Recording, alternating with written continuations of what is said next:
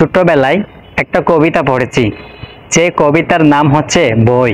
আর সেই বই কবিতার লেখক হচ্ছে ডক্টর হুমায়ুন আহমেদ, যাকে নিয়ে আমাদের রয়েছে নানা রকম মন্তব্য। সে যাই হোক, তিনি তার কবিতা বই কবিতার এক পর্যায়ে তিনি লিখেছেন, যে বই তোমায় দেখায় ভয় সেগুলো কোনো বই নয়, সে বই তুমি পড়বে না। তার ওই কবিতার পরিপ্রেক্ষিতে তার ওই কবিতাকে আমি সামনে রেখে আমিও বলতে চাই, যে শিক্ষা শিক্ষককে দেখায় ভয়, যে মেধা শিক্ষককে দেখায় ভয়, সেগুলো কোনো শিক্ষাই নয়, সেগুলো কোনো মেধাই নয়। সেই শিক্ষার উপর আমি তুতু নিক্ষেপ করি, সেই মেধার উপর আমি তুতু নিক্ষেপ করি। দরকার নেই এমন শিক্ষায় শিক্ষিত হওয়ার, দরকার নেই এমন মেধায় মেধাবী হওয়ার। সেই শিক্ষায় শিক্ষিত হওয়ার চেয়ে, সেই মেধায় মেধাবী হওয়ার চেয়ে মাঠে গিয়ে গরু চড়ানো, দুব্বা চড়ানো, বেড়া চড়ানো অনেকটাই আমি শ্রেয় বলে মনে করি।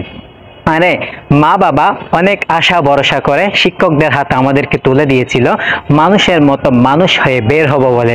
মা বাবা তো আমাদেরকে শুধু জন্মই দিয়েছেন, এরপর আমাদেরকে সাফল্যের স্বর্ণের শিখরে, সাফল্যের চূড়ান্ত পর্যায়ে যারা আমাদেরকে পৌঁছে দেয়, যারা আমাদেরকে পথ অতিক্রম করতে, পথ চলতে যারা সাহায্য করে, তারাই হচ্ছে আমাদের শিক্ষকগণ, আমাদের গুরুজন, যাদের গায়ে আজকে আমরা হাত তুলতে বিন্দু মাত্র দ্বিধাবোধ করছি না, যাদের গায়ে হাত তুলতে আমরা একবারও ভাবছি না যে আমরা কার গায়ে হাত তুলছি।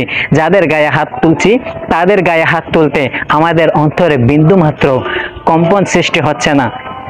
হতে পারে যে সেই শিক্ষক আমাদের থেকে জোরপূর্বক টাকা আদায় করেছিল, অনেক কিছু করেছিল, অত্যাচার করেছিল, সেটা অন্য একটি বিষয়, কিন্তু তাদের গায়ে হাত তোলা বিন্দুমাত্র শোভা পায় না।